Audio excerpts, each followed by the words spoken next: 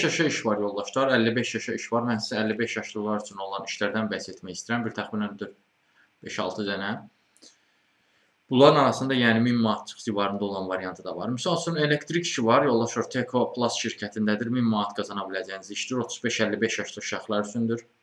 Gecə növbəsində işləyə bilməlisiniz. Təcrübəli bir kişi olmalısınız. Sabunçu rayonunda yerləşir bu iş. Sonra koordinator işi var. 1000 manat civarındadır. 25-50 yaşlı uşaqlar üçündür. Excel bilgiləriniz olmalıdır. Orta ixtisasınız olmalıdır. Təhsiliniz olmalıdır. Daha dəqiq desək, orta ixtisas təhsilli olmalısınız.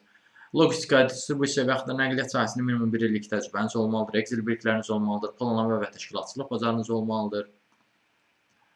Bundan əlavə yoldaşlar, köməkçi iş var. Misal üçün 900 manatlıq bu adamlardadır. 40-55 yaşlı uşaqlar üçündür.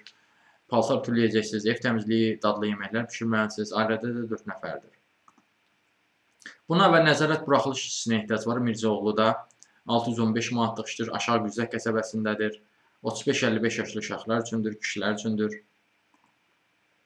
Bundan əlavə fəhlə işi var. 50 yaşa qədər götürə bilirlər. 700 manatlıq bir işdir. Yoldaşlar 4 dənə yerdə belə deyim, iş ərazisi var. Nərmanov, Yasamal, Məhəmmədli, Məhəmmədi, Zabrad.